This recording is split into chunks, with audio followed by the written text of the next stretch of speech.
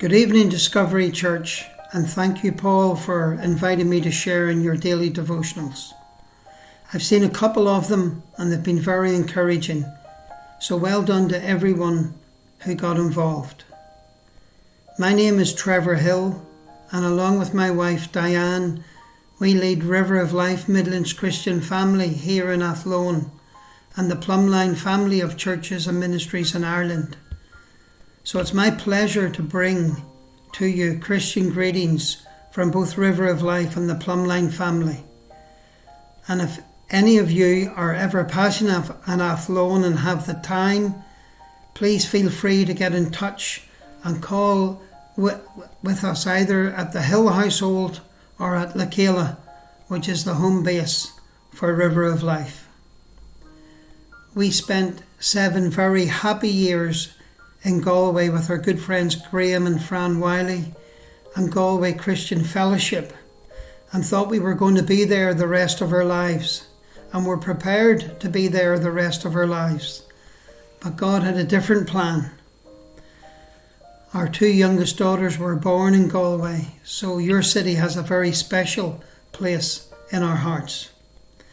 That was 23 years ago, and with God's grace and help, we've seen Him plant, build and grow the church here in Athlone for His glory. We still have very close connections with GCF, and it's been great to hear how your church has been growing and making an impact on the city of Galway, and long may it continue to do so. As we prepare to come out of lockdown as churches, I think it's vital that we learn the lessons God has been teaching us through it.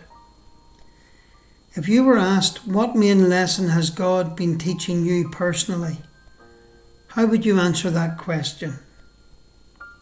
I came back from our Plumline conference in England in November with 4 phrases I felt the Lord highlighted to me a number of times. Then Diane and I were at a couple of wider prayer gatherings earlier this year. And again, these 4 phrases were highlighted to me. And they are: the need to still our inner man, to listen carefully, to discern correctly, and to obey promptly. I, like you, have lived with restrictions over the past 3 months, and it has shown me a number of things. Firstly, it has shown me what we can live without, which maybe we didn't think we could live without. And it's also helped me to reassess what is important in life. It has given others the opportunity to possibly reassess their values and their priorities. It's been lovely to see families out walking and some people cycling, and it has even got me out jogging again at my age, which is a miracle. The one thing people will be looking for in post-lockdown is hope. And that's the one thing we as followers of Jesus should abound in. Tertullian said, hope is patience with the lamp lit.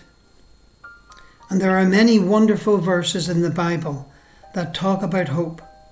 3 of them are found in Romans chapter 4 when describing Abraham's faith.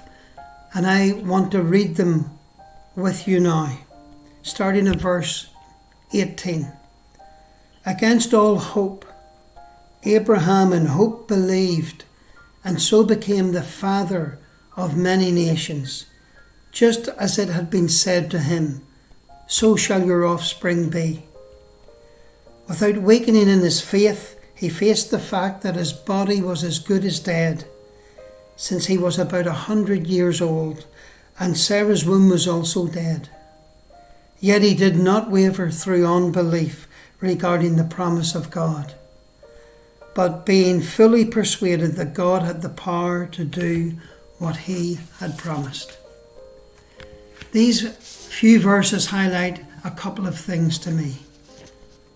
Firstly, regardless of what we are facing, if we, like Abraham, hold on to hope and believe, we can become all that God has said we can.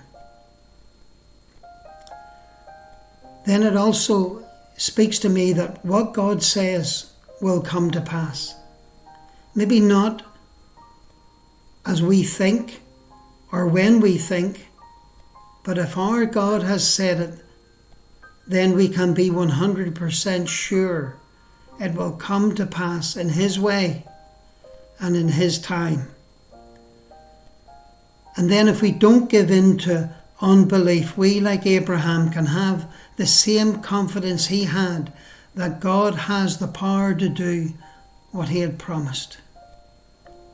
That's an amazing place to be, folks.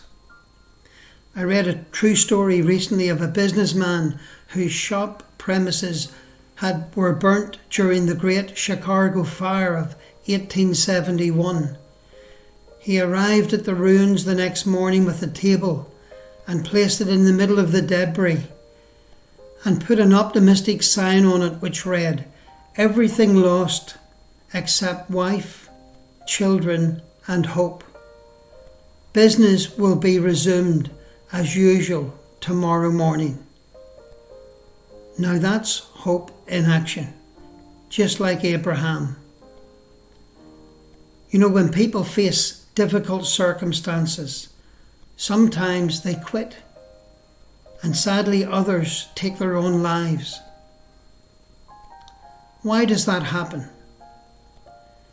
Because all hope has gone. Hope is one of the things that we can't afford to lose. John Maxwell said this about hope: "There is nothing to do but bury a man when his hopes are gone." Losing hope usually precedes loss of life itself. You don't need a better environment. You just need more hope. It's the one thing in your life that you cannot do without. Hope shines brightest when the hour is the darkest. It listens for answers when no one is talking, and it reaches for answers when no one is asking.